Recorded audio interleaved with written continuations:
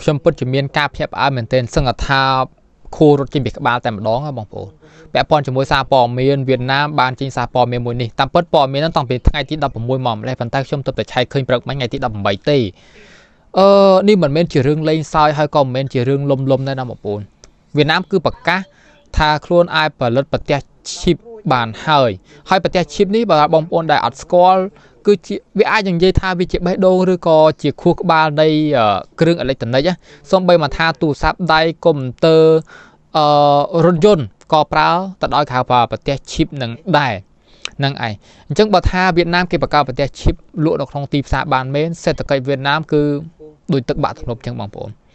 តៃវ៉ាន់មានសេដ្ឋកិច្ចដើរខ្លាំងក៏ពាក់ព័ន្ធជាមួយនឹងប្រទេសឈីបនឹងដូចគ្នាអញ្ចឹងបើវៀតណាមបង្កើតប្រទេសឈីបលក់ទៅក្នុងទីផ្សារបានមែននេះមិនមែនជារឿងលេងសើចទេផ្ទះទី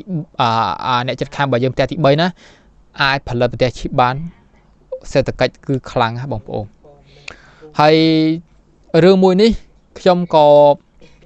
អត់ដឹងថាត្រូវថានិយាយវាមិនអីពួកគេបង្កើតលក់របស់គេគេអត់បានមកប៉ះពាល់ដល់យើងអញ្ចឹងណាប៉ុន្តែខ្ញុំក៏សង្ឃឹមថាកម្ពុជាបើយើងនឹងអាចមានលទ្ធភាពក្នុងការបង្កើតប្រទេសឈីបឬក៏បង្កើតឧបករណ៍អីមួយដែលអាចវាយលុករោទីផ្សារបានដូចខាងវៀតណាមគេធ្វើអញ្ចឹងបានដូចគ្នាចង់ឲ្យមានអញ្ចឹងដូចគ្នាដែរណាមិនថាយើងឃើញគេធ្វើបានល្អយើងចំណែនគេអត់ទេឃើញគេធ្វើបានអញ្ចឹងហើយខ្ញុំចង់ឲ្យយើងអាចធ្វើបានដូចគេអញ្ចឹងបងប្អូនហ្នឹងហើយបងប្អូនអរគ្នាបើមានកំណត់យោបល់យ៉ាងម៉េចចាំជួយខមមិននៅក្រៅវីដេអូផងបាទអរគុណច្រើន